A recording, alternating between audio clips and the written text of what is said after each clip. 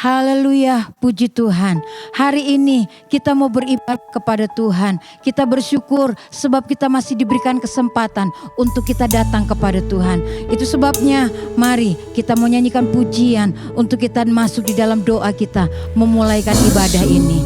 Masuk hadirat-Mu Tuhan dengan korban pujian. Kita membawa yang terbaik untuk Tuhan. Haleluya.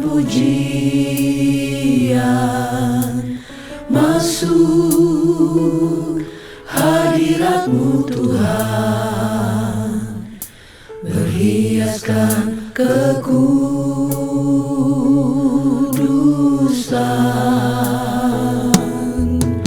Di hadapan hadirat-Mu Tuhan, ku rasakan kedamaian. Di hadapan hadirat-Mu Tuhan, ku nampak keagungan.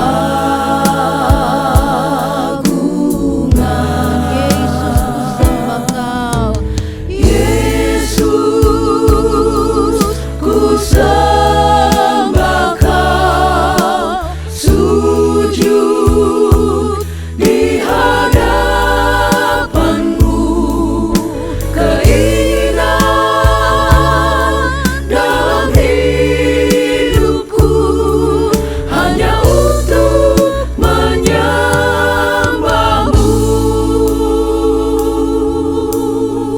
Haleluya. Mari kita menyanyikan pujian ini lagi. Masuk hadirat-Mu Tuhan. Dengan segala kerinduan kita. Kita mau menikmati Tuhan dalam ibadah ini. Haleluya, haleluya. Masuk hadirat-Mu Tuhan, berhiaskan kekudusan. Di hadapan hadirat-Mu Tuhan, ku rasakan kedamaian. Di hadapan hadirat-Mu Tuhan,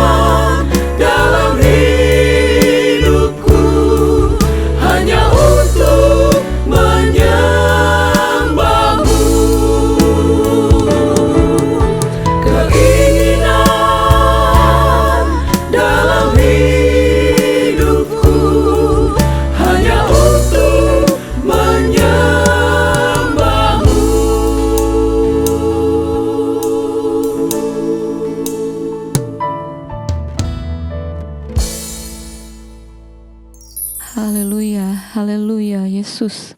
Ini menjadi keinginan kami, ini menjadi kerinduan kami, bahwa kami ingin memuji dan menyenangkan hati Tuhan, membesarkan nama-Mu Tuhan.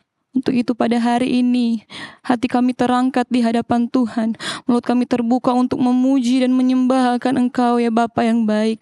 Terima kasih Tuhan untuk setiap kasih setia Tuhan yang begitu besar Tuhan boleh limpahkan dalam kehidupan kami. Bahkan kesempatan yang indah kami boleh datang menghampiri Tuhan. Karena kasih-Mu yang begitu besar dalam hidup kami. Saat ini Tuhan, kami rindu untuk memuji dan memuliakan nama Tuhan. Engkau hadir di tengah-tengah kami, memberkati kami dengan hadirat-Mu, dengan firman-Mu yang datang dalam kehidupan kami. Berkati setiap kami ya Bapa yang baik, yang datang untuk memuji dan memuliakan nama Tuhan. Kami akan memulaikan ibadah kami. Kiranya Tuhan dari awal, pertengahan hingga akhirnya, kiranya Roh Kudus-Mu saja yang bekerja di tengah-tengah kami. Terima kasih banyak ya Bapa. Di dalam nama Tuhan Yesus Kristus kami memulaikan ibadah kami. Haleluya, puji Tuhan. Amin. Haleluya. Kita adalah orang-orang yang berkemenangan. Sebagai orang-orang yang menang, kita akan selalu bersuka cita. Oleh karena kita tahu kita sudah menjadi orang yang menang. Mari hari ini kita bersuka cita kepada Tuhan. Kita memuji Tuhan. Mari kita menyanyikan pujian. Damai sorga ada dalam hatiku. Sebab kita adalah orang-orang yang berkemenangan. Kita berglori di dalam Tuhan. Haleluya. Damai sorga ada dalam hatiku. Damai sorga ada dalam hatiku. Damai sorga ada dalam hatiku. Glory, glory, haleluya. Damai sorga. Damai sorga ada dalam hatiku. Damai sorga ada dalam hatiku. Damai sorga ada dalam hatiku. Glory, glory, haleluya. Damai sorga ada dalam hatiku. Damai sorga ada dalam hatiku. Damai sorga ada dalam hatiku. Glory, glory, haleluya. Kesukaan sorga yang kurasa sekarang ini dikerjakan oleh Roh Suci yang ada di dalam hidup kita. Haleluya. Kesukaan sorga dikerjakan oleh Roh Suci. Dunia tidak memberi kesukaan semacam ini. Sebab itu ku puji Tuhan Yesus yang Maha Tinggi. Kesukaan sorga yang kurasa sekarang ini. Kesukaan sorga dikerjakan oleh Roh Suci. Dunia tidak memberi kesukaan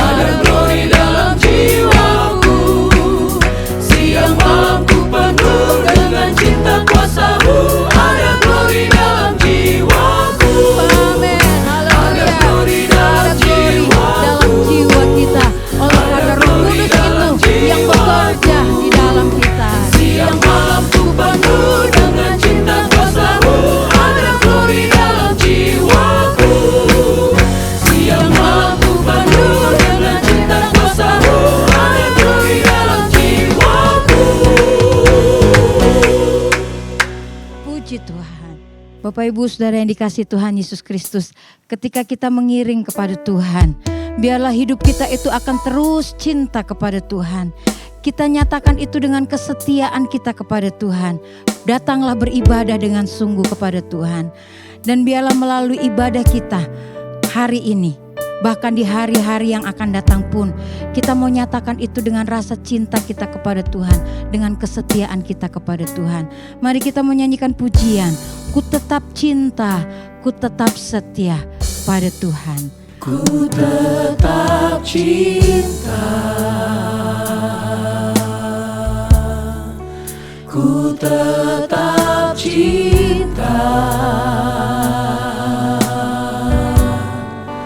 walau badai datang menerpa, ku tetap cinta, Ku tetap setia, ku tetap setia, ku tetap setia, walau taufan datang menerpa, ku tetap setia. Terlalu banyak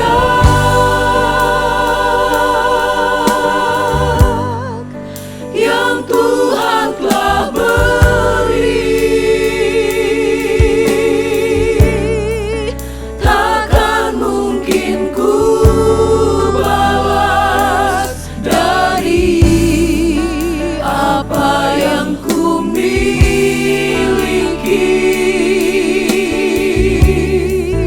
Ku persembahkan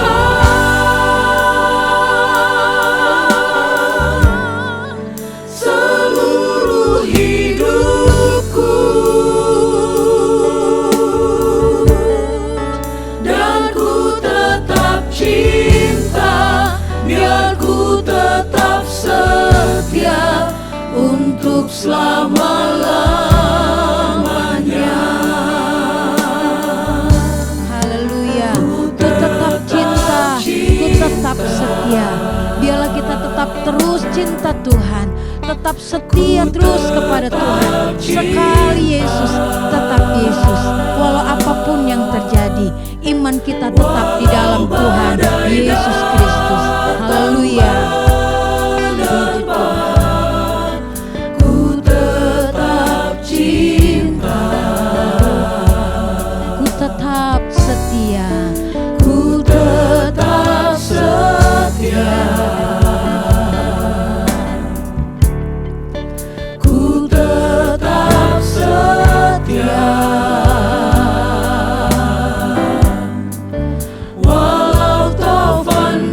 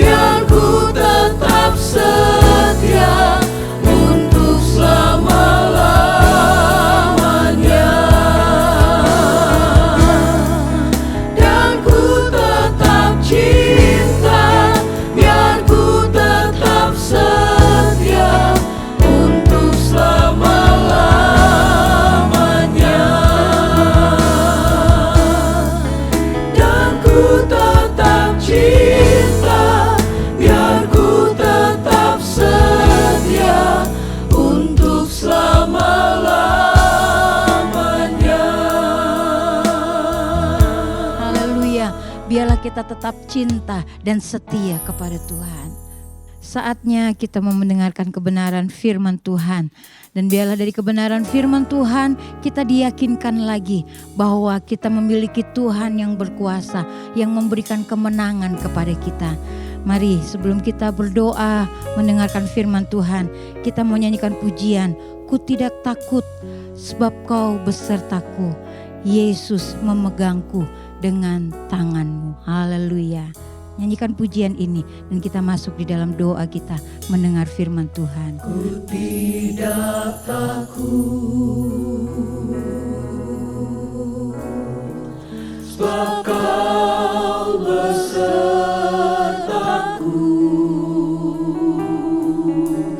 Ku tidak bimbang sebab Engkau Allahku.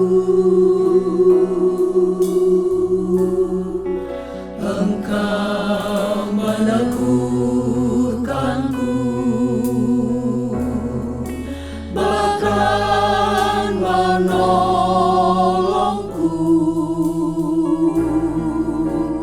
Kau batu karangku, Yesus Tuhan. Yesus Kau pegangku dengan tangan kanan-Mu.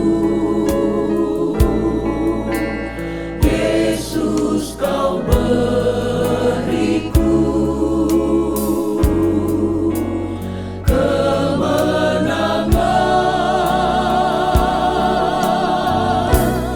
Yesus Kau pegangku dengan tangan kanan-Mu. Yesus Kau beriku kemenangan. Nyanyikan pujian ini lagi. Ku tidak takut sebab Kau besertaku. Dia adalah Allah yang selalu memberikan kemenangan kepada orang-orang yang percaya kepadanya. Haleluya. Ku tidak bimbang sebab Engkau Allahku. Engkau meneguhkanku, bahkan menolongku.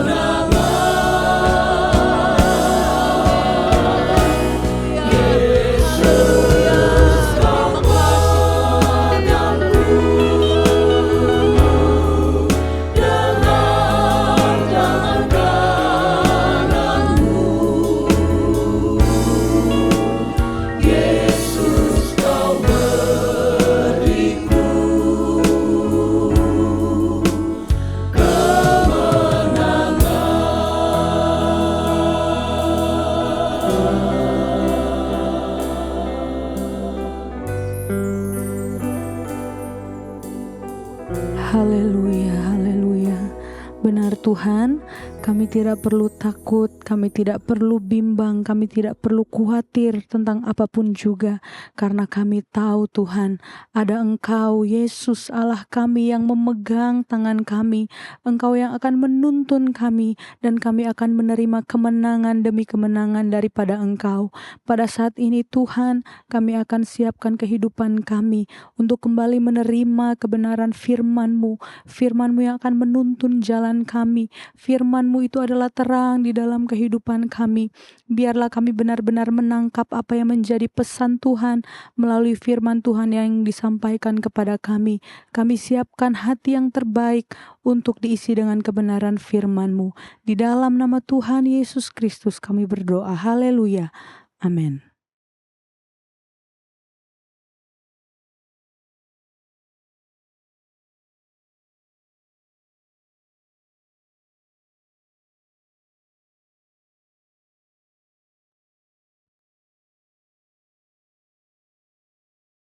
Baik, puji Tuhan, Bapak Ibu, saudara-saudara sekalian yang dikasihi Tuhan, sidang jemaat yang diberkati Tuhan. Kembali kita bertemu untuk mempelajari firman Tuhan, dan pada kesempatan ini dengan tema hidup yang berkemenangan. Terambil dari surat Yohanes yang pertama, surat 1 Yohanes pasal yang kelima, khususnya di ayat yang keempat. Saya akan bacakan buat kita bersama. Sebab semua yang lahir dari Allah mengalahkan dunia. Dan inilah kemenangan yang mengalahkan dunia, iman kita. Dari kalimat tema hidup yang berkemenangan, tentu ada satu tujuan, ya. Menang atas apa? Itu yang perlu sekali kita pahami bersama, bahwa kemenangan itu kemenangan atas apa, ya. Nah, kita tahu bersama bahwa kehidupan manusia sudah jatuh di dalam dosa berdasarkan kitab Roma pasal ketiga ayat yang ke-23 bahwa semua manusia telah berbuat dosa dan telah kehilangan kemuliaan Allah.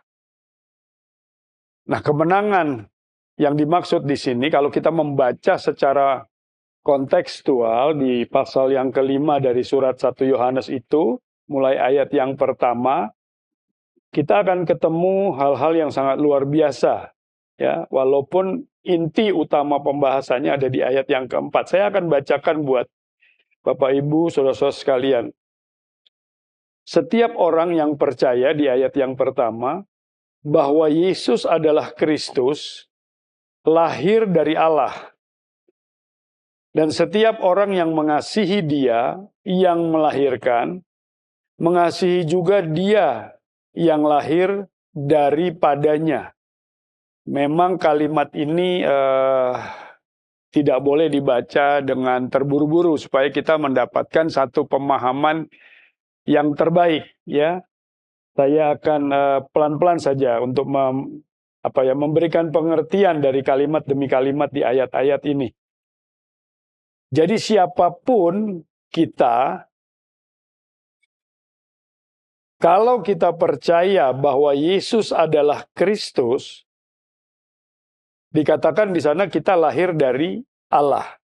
Ya, ingat saja ayat hafalan, ayat yang sudah sering kita dengar, Yohanes 3 ayat 16, ya. Karena begitu besar kasih Allah kepada dunia ini, Ia mengaruniakan anaknya yang tunggal, supaya barang siapa yang percaya. Ya, jadi ada satu tindakan dari manusia di seluruh dunia ini yang dikasih oleh Allah karena semua manusia adalah ciptaannya. Tetapi nanti ada masuk di dalam satu pengerucutan. Ya, barang siapa percaya, baru di situ dikatakan tidak binasa. Nah, terkait dengan surat 1 Yohanes ini, di sana dikatakan setiap orang yang percaya.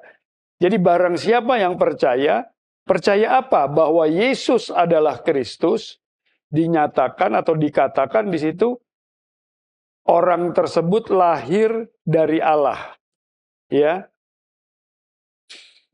Dalam Yohanes pasal yang ketiga juga masih di Injil itu, sekarang kita lihat di Injil Yohanes, ya, Injil Yohanes pasal yang ketiga, bukan surat Yohanes ya. Injil Yohanes pasal yang ketiga terjadi percakapan dengan Nikodemus di situ. Kemudian saya ingat di ayat yang kelima Yesus berkata seperti ini. Aku berkata kepadamu, ya, Yohanes 3 ayat yang kelima, sesungguhnya jika seorang tidak dilahirkan dari air dan roh, ia tidak dapat masuk ke dalam kerajaan Allah. Pemaknaannya apa? Gitu, ya. Jadi ada dua yang bekerja untuk kita dilahirkan kembali, ya. Di situ dikatakan jika seorang tidak dilahirkan dari air dan roh, ia tidak dapat masuk dalam kerajaan Allah, ya. Lalu saya baca dulu ayat yang ke-6. Apa yang dilahirkan dari daging adalah daging, dan apa yang dilahirkan dari roh adalah roh. Dari air dan roh, ya. Firman Tuhan juga seringkali di dalam Alkitab ini berbicara tentang air, itu adalah firman-Nya. Jadi harus dilahirkan dari firman, melalui firman dan air. Dan roh, maaf ya. Jadi melalui firman dan roh. Firman kita baca, firman kita berusaha untuk pahami dan mengerti, tetapi lebih daripada itu, rohlah yang akan memberikan pembelajaran kepada kita. Karena di dalam Injil Yohanes pasal yang ke-14, ayat yang ke-26 dikatakan, penghibur, yaitu Roh Kudus, yang diutus oleh Bapa dalam namaku, apabila ia datang, ia yang akan mengajarkan dan mengingatkan semua yang telah kukatakan kepadamu. Kemudian di Yohanes 16 ayat 13, ya, roh kebenaran kalau ia datang, ia akan memimpin ke dalam seluruh kebenaran. Apa itu kebenaran? Yohanes 17 ayat 17. Sudah tidak asing buat kita. Kuduskanlah mereka dalam kebenaran, firman-Mu adalah kebenaran. Nah, Bapak, Ibu, saudara-saudara yang dikasihi Tuhan, kalau kita melihat secara sistematis hal-hal ini, firman Tuhan yang sudah saya sampaikan tadi, saya sebutkan, saya bacakan buat kita bersama, kita langsung memiliki satu rancang bangun atau kerangka yang membuat kita untuk paham bahwa, oh iya, hanya firman dan roh yang membuat kita dilahirkan kembali, dalam arti kata dari keberdosaan menuju ketidakberdosaan. Bukan seperti yang dipahami oleh Nikodemus yang berkata, loh, apakah aku harus masuk ke dalam rahim ibuku lagi? Bagaimanakah mungkin hal itu bisa terjadi? Ya. Tetapi yang dimaksud di sini secara arti rohani bahwa kita dipulihkan kehidupannya dari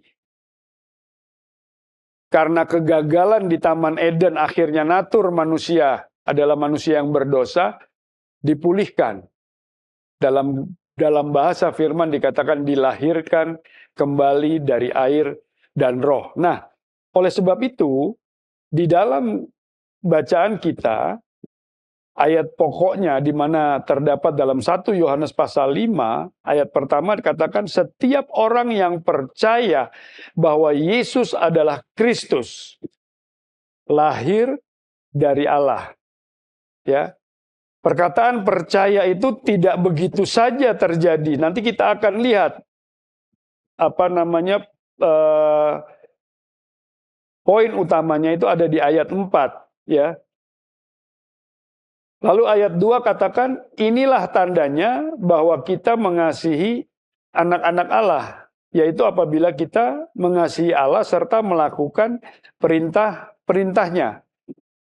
Jadi di dalam kita percaya kepada Dia, ya, percaya kemudian dikatakan lahir dari Allah, dan setiap orang yang mengasihi dia yang melahirkan. Jadi kita juga mengasihi Allah yang melahirkan kita, ya, juga mengasihi dia yang lahir daripadanya. Siapa dia yang dimaksud di sini? Yesus, tidak ada yang lain. Nah, beberapa kali dalam kepercayaan Tuhan dalam tugas pelayanan yang dipercayakan tidak terlalu jauh, beberapa waktu ke belakang saja. Bahkan sampai satu ketika anak saya berkata, kok khotbahnya itu saja, gitu, ya. Rasanya sudah sering dengar. Lalu saya teringat ada seorang hamba Tuhan tua itu di gerejanya tempat beliau menggembala, itu jemaatnya pun begitu. Oh, sudah tahu pasti ini. Iya, tahu, tetapi apakah dilakukan atau tidak? Itu kan inti utamanya. Karena Yakobus katakan iman tanpa perbuatan mati adanya. Nah, Bapak Ibu mungkin sering dengar khotbah yang saya sampaikan pada saat ini sudah berulang-ulang. Tetapi kenapa Tuhan izinkan itu terulang gitu loh? Bukan karena kita tidak ada materi Alkitab segini banyak, firman Tuhan yang ada di dalam Alkitab ini, tetapi Tuhan selalu arahkan kembali ke situ. Dan yang Tuhan mau memulihkan atau melahirkan kembali adalah dari keberdosaan. Ya.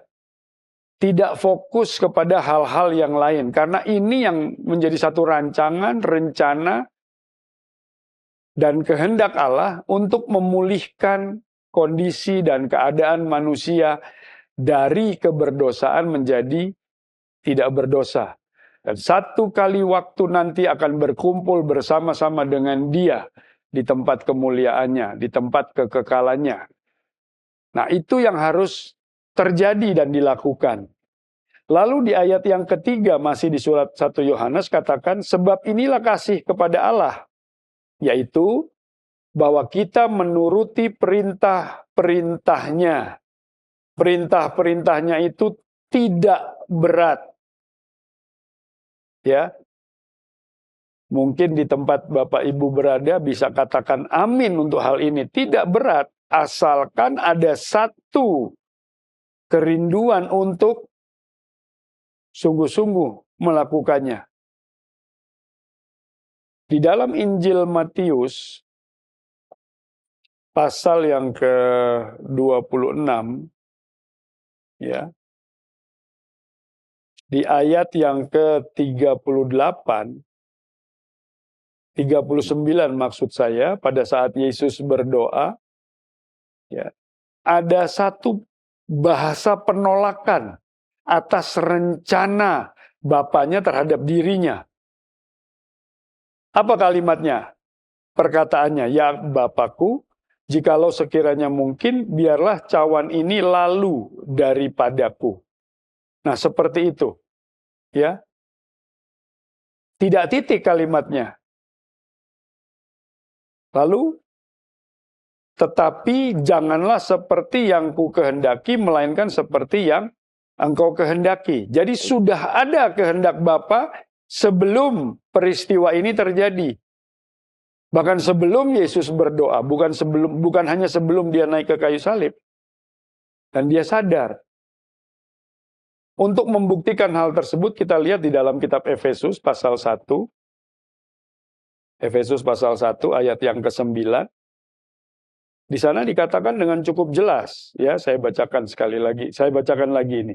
Sebab ia telah menyatakan rahasia kehendaknya kepada kita, sesuai dengan rencana kerelaannya, yaitu rencana kerelaan yang dari semula telah ditetapkannya di dalam Kristus. Ya, jadi firman Allah tidak pernah ada yang tidak saling melengkapi satu dengan yang lain. Sehingga apa yang direncanakan dalam satu nubuatan itu harus digenapi. Pada saat Yesus mau dibaptis di sungai Yordan saja, kemudian Yohanes katakan, wah seharusnya engkau yang membaptis aku. Tapi Yesus katakan, jangan. Engkau yang harus membaptis aku supaya apa yang sudah dinubuatkan oleh nabi-nabi dan hamba-hamba Tuhan sebelumnya itu benar-benar boleh digenapi. Nah, jadi kita harus paham bahwa kalau kita melihat kembali ke ayat pokok kita, perintah-perintahnya tidak sulit, tidak berat untuk dilakukan. Memang kita tidak mungkin mengandalkan kekuatan kita sendiri. Ada penolong yang lain yang diberikan oleh Allah bagi kita, yaitu Roh Kudus. Yesus kembali ke sorga. Yesus katakan, aku akan minta kepada Bapa penolong yang lain, yaitu Roh Kudus untuk menolong kita.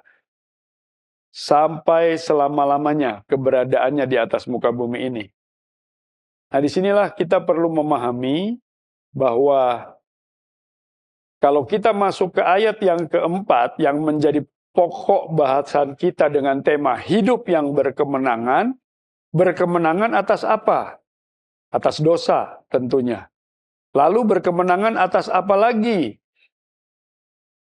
Kita harus melihat mundur ke belakang dalam kitab Kejadian pasal yang ketiga. Manusia gagal karena apa? Karena dirinya tidak mampu dikendalikan oleh dirinya sendiri. Ya.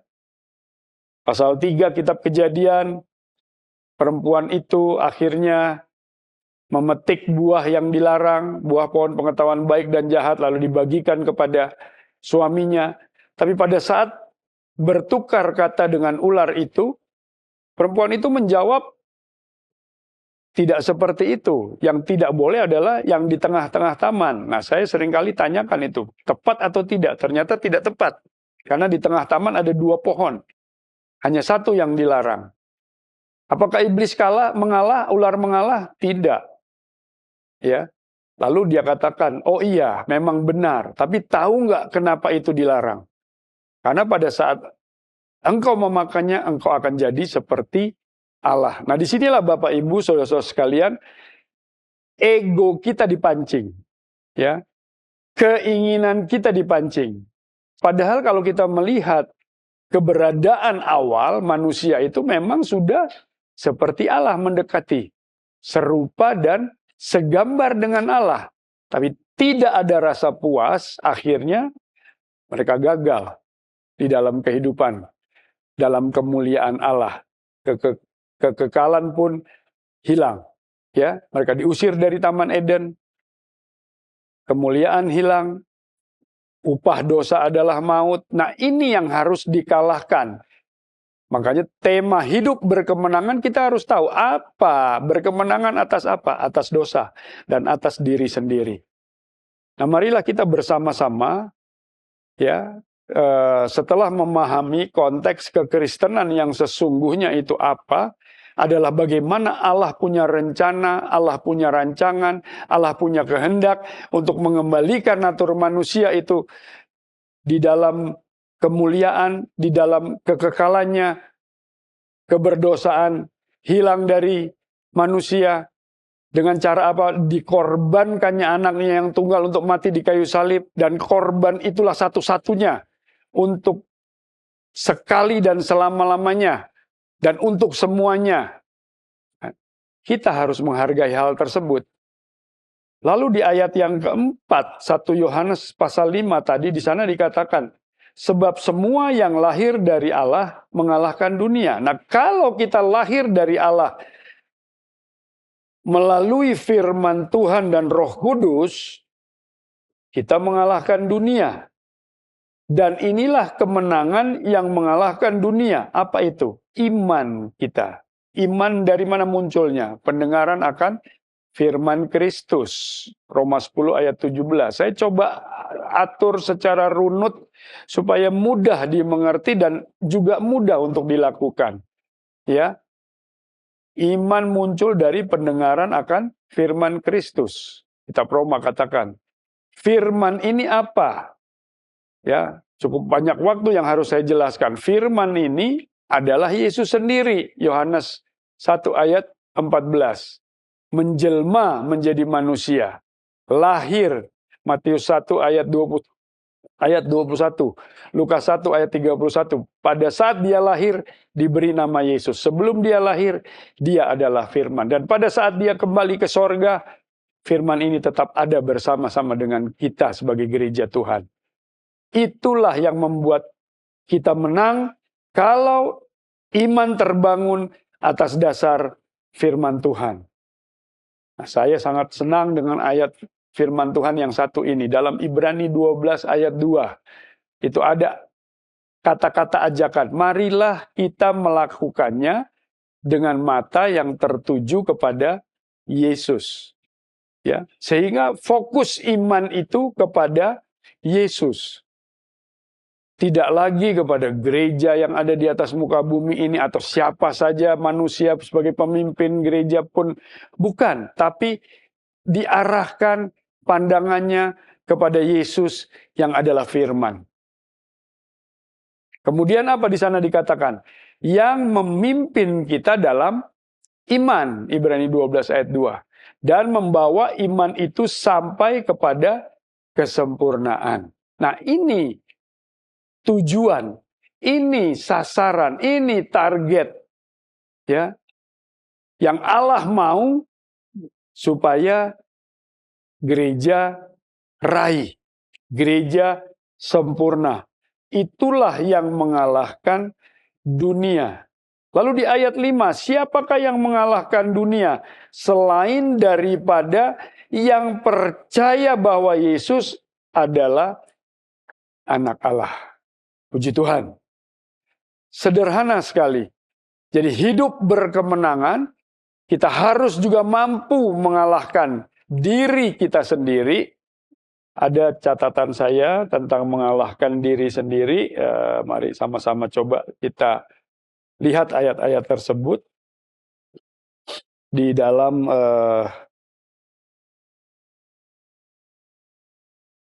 kitab 1 Korintus pasal yang ke-9. 1 Korintus pasal yang ke-9. Saya akan bacakan sedikit ayat 1 Korintus pasal yang ke-9 ayat 24 sampai 27. Tidak tahukah kamu bahwa dalam gelanggang pertandingan semua peserta turut berlari, tetapi bahwa hanya satu orang saja yang mendapat hadiah? Karena itu larilah begitu rupa, sehingga kamu memperolehnya. Tiap-tiap orang yang turut mengambil bagian dalam pertandingan, menguasai dirinya dalam segala hal. Mereka berbuat demikian untuk memperoleh suatu mahkota yang fana. Yaitu di gelanggang pertandingan yang sering kita lihat. Tetapi kita, Bapak, Ibu, Saudara-saudari, dan saya, kita untuk memperoleh suatu mahkota yang abadi. Nah, ini harus diusahakan sebagaimana atlet-atlet itu mempersiapkan diri, berlatih dan lain sebagainya dengan disiplin, ya. Di situ dikatakan menguasai dirinya. Jadi seperti Yesus pada saat dia berdoa di Taman Getsemani akhirnya, bukan kehendakku, tapi kehendakmu lah yang jadi. Kalau dia katakan dia mau kehendaknya yang jadi, tentu itu bukan penguasaan diri. Ya, jadi kita untuk memperoleh suatu mahkota yang abadi. Sebab itu aku tidak berlari tanpa tujuan dan bukan petinju yang sembarangan memukul. Ya, Bapak, Ibu, saudara-saudara sekalian dimanapun berada mengikuti ibadah ini, saya berusaha secara sederhana untuk memberikan pemahaman ini. Supaya apa? Apa yang sudah dicanangkan oleh pimpinan gereja dengan tema hidup yang berkemenangan, betul-betul bisa kita realisasikan, bisa kita raih, bisa kita capai. Apalagi di penghujung tahun 2025 ya. 1 minggu lagi sudah memasuki akhir bulan ini. Bulan-bulan akhir dari tahun ini. Nah, mari kita harus fokus. Ya, fokuskan arah pandang kepada Yesus, berjalan terus di bawah pimpinan daripada firman Tuhan ini yang adalah Yesus, dengan Roh Kudus yang menguasai hidup kita. Tentu hidup yang berkemenangan akan menjadi bagian hidup kita. Satu ayat terakhir untuk membuktikan dalam kitab Galatia pasal yang ke-5. Ayat yang sudah tidak asing, ya. Di situ di ayat 22 sampai di ayat yang ke-23 berbicara tentang buah roh. Ya. Ada kasih, sukacita, damai, sejahtera, kesabaran, kemurahan, kebaikan, kesetiaan, kelemah lembutan, dan penguasaan diri. penguasaan diri yang baik akan memampukan kita untuk berlari sedemikian rupa untuk meraih kemenangan dalam kehidupan secara pribadi, lepas pribadi kita masing-masing. Ya. Karena apa? Kita harus berjuang sendiri untuk meraih kemenangan itu. Dan nantinya juga kalau kita lihat kitab Khotbah pasal yang terakhir, di ayat-ayat terakhir katakan, entah itu baik, entah itu jahat, semua lewat pengadilan.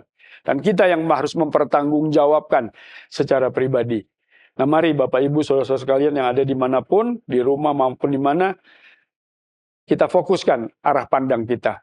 Kembali untuk meraih hidup yang berkemenangan ini, fokus kepada Tuhan kita, Yesus Kristus, yang adalah firman ini.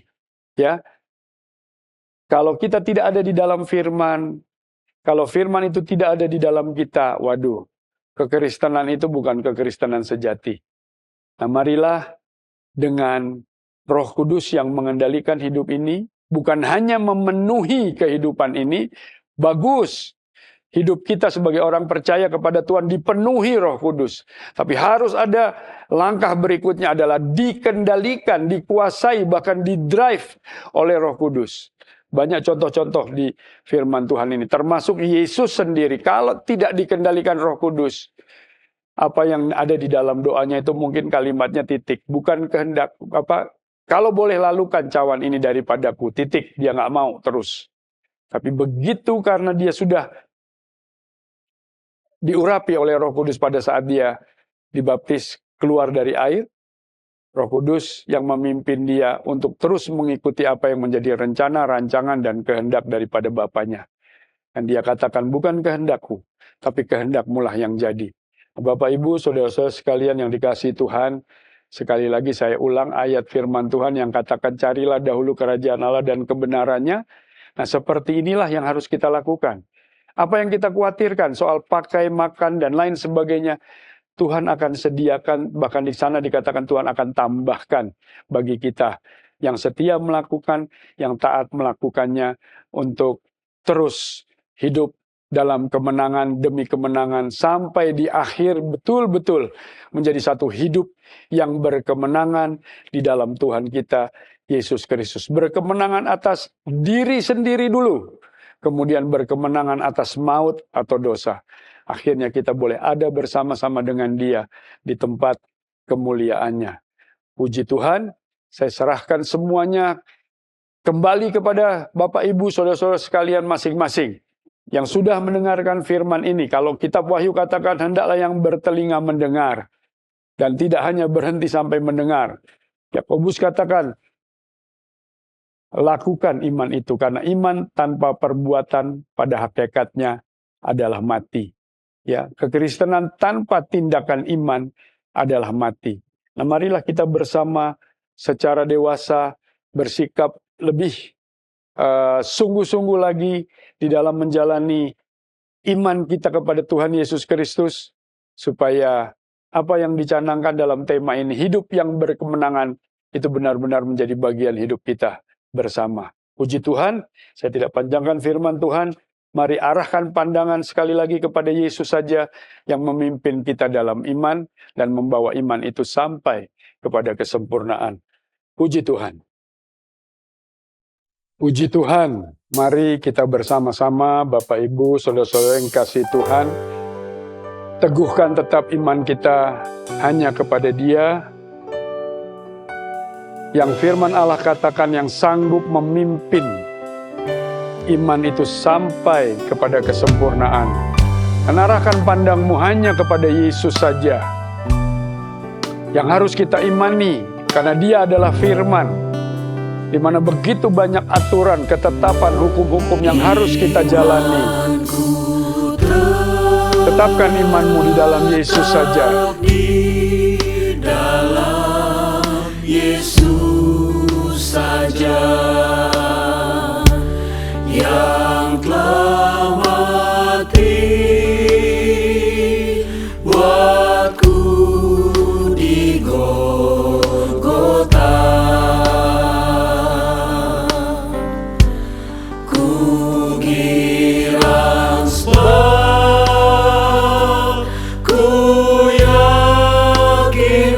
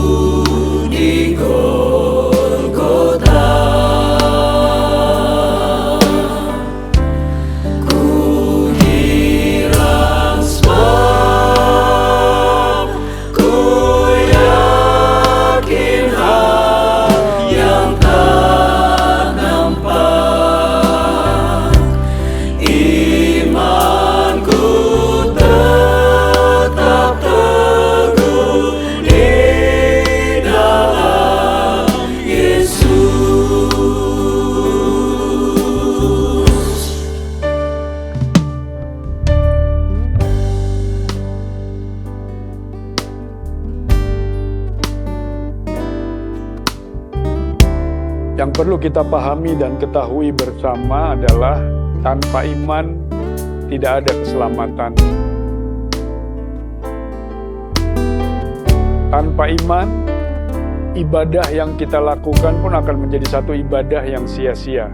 Kita boleh hadir di tempat seperti ini, atau di rumah masing-masing menjalani ibadah, dimanapun Bapak Ibu, saudara-saudari berada, mengikuti ibadah.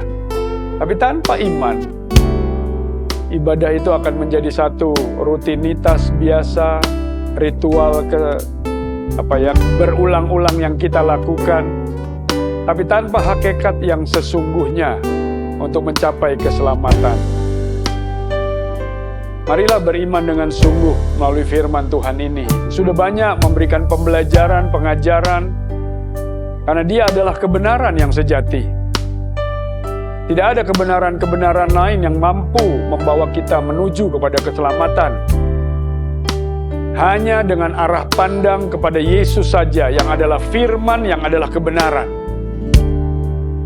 Meteraikan itu dalam hatimu, dalam benakmu, supaya setiap kali kita mengingat itu, kita kembali kepada kebenaran itu, yaitu firman, yang adalah Yesus.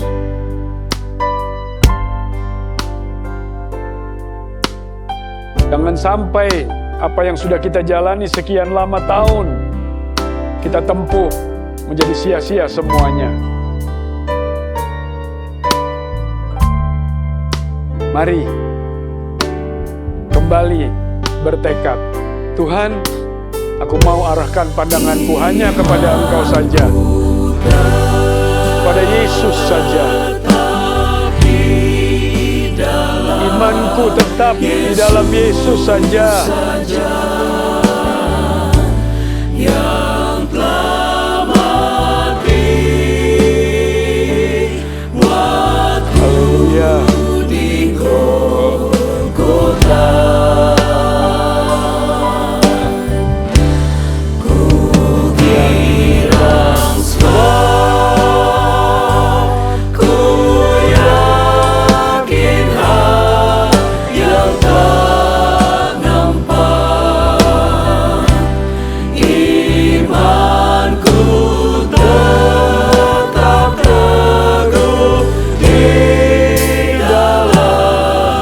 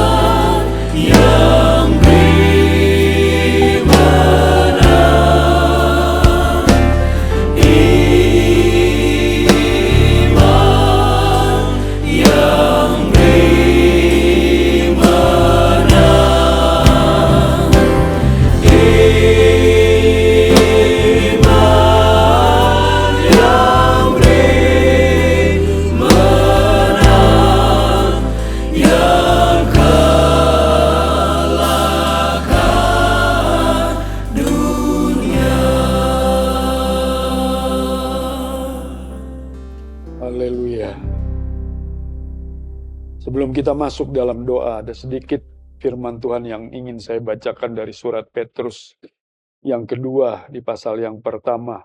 Di situ dikatakan, kamu harus dengan sungguh-sungguh berusaha untuk menambahkan kepada imanmu kebajikan, dan kepada kebajikan pengetahuan, dan kepada pengetahuan penguasaan diri, kepada penguasaan diri ketekunan, dan kepada ketekunan kesalehan, dan kepada kesalehan kasih akan saudara-saudara, dan kepada kasih akan saudara-saudara kasih akan semua orang. Sebab apabila semuanya itu ada padamu dengan berlimpah-limpah, kamu akan dibuatnya menjadi giat dan berhasil dalam pengenalanmu akan Yesus Kristus Tuhan kita. Dengan demikian, ayat yang ke-11, kepada kamu akan dikaruniakan hak penuh untuk memasuki kerajaan kekal, yaitu kerajaan Tuhan dan Juru Selamat kita, Yesus Kristus. Bapa di dalam sorga, kami datang kepadamu dengan merendahkan diri dalam kerendahan hati kami. Tolong kami semua Tuhan untuk semakin menambah-nambahkan iman kami dengan hal-hal yang sudah disebutkan oleh firman-Mu itu, supaya lengkap dan sempurnalah iman kami di dalam Engkau ya Tuhan. Melalui firman Tuhan ini saja, supaya Tuhan, hak penuh untuk kami masuk ke dalam kerajaan daripada Engkau ya Tuhan, benar-benar dapat terjadi. Karena tanpa itu semua Tuhan, apa yang sudah kami lakukan sekian lamanya menjadi akan sia-sia saja. Karena apa yang kami lakukan dalam bentuk ibadah kami adalah rutinitas belaka. Dan tujuan serta fokusnya bukan keselamatan, tetapi hal-hal yang lain. Tolong kami semua ya Tuhan, tolong umat-Mu, supaya mereka memahami dan mengerti makna hidup berkemenangan di dalam Engkau itu seperti apa.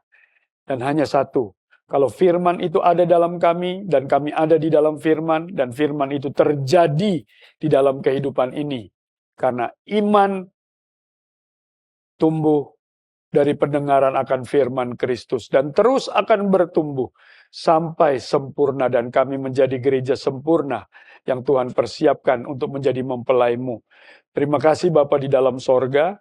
Terima kasih untuk ibadah yang diberkati ini sejak awal sampai akhir ini. Biarlah Roh Kudus terus bekerja dan berkarya dalam kehidupan umat-Mu yang sudah sama-sama ada di dalam ibadah ini Tuhan. Dimanapun mereka berada, Engkau adalah Allah yang omnipresent, maha hadir Tuhan. Engkau hadir dimanapun umat-Mu berada dan memberkati mereka semua. Bukan hanya dengan berkat jasmani, teristimewa dengan berkat rohani yang membuat kami paham dan kami semakin kuat di dalam iman percaya kami kepadamu dan menjalani semuanya dengan arah pandang hanya kepada Engkau saja. Terima kasih Tuhan Yesus, terima kasih Bapa di dalam sorga, terima kasih Allah Roh Kudus, teruslah hadir dalam kehidupan ini. Dan bukan hanya hadir, tapi berkarya, berkuasalah mengendalikan hidup ini sepenuhnya, supaya kami tidak jalan dengan keinginan kami sendiri, tapi kehendak-Mu lah yang jadi dalam kehidupan kami. Terima kasih, terpujilah Engkau untuk selama-lamanya. Kami berdoa untuk gereja kami, GPDI, Ketapang Kramat dan Neo Soho yang ada, juga untuk semua gereja-gereja, supaya kembali kepada hakikat firman yang sejati ya Tuhan, firman yang murni, di mana keselamatan menjadi pokok utama, dan banyak jiwa boleh mengerti dan memahami ini semua, dan mereka berlomba-lomba sedemikian rupa untuk meraih hal tersebut, supaya Tuhan, kami ada bersama-sama dengan Engkau nantinya. Terima kasih Bapa di dalam sorga, terima kasih, kami serahkan semuanya sidang jemaat-Mu yang ada, umat-Mu yang ada, apapun yang menjadi kebutuhan mereka, keperluan mereka, Engkau saja yang mencukupkan semuanya, menyediakan semuanya Tuhan. Di dalam nama Tuhan Yesus Kristus, yang sakit bahkan Engkau sembuhkan dengan iman yang percaya bahwa Engkau adalah Allah, tabib yang sejati yang sanggup melakukan itu semua. Terpujilah Engkau untuk selama-lamanya. Terpujilah Tuhan kami Yesus Kristus. Bapak Ibu, saudara-saudara sekalian, sebelum kita akhiri ibadah ini, terimalah berkat daripada Allah Bapa, kasih sayang daripada Tuhan kita Yesus Kristus, pertolongan, bimbingan, tuntunan, dan arahan daripada Allah Roh Kudus menyertai kita semua sekalian saat ini, esok, bahkan sampai perjalanan hidup yang Tuhan percayakan kepada kita ini selesai, dan didapatilah kita beriman dengan sempurna dan siap menjadi gereja yang sempurna. Kami akhir ibadah yang diberkati ini dengan mengucap syukur dalam nama Tuhan Yesus Kristus. Haleluya. Amin.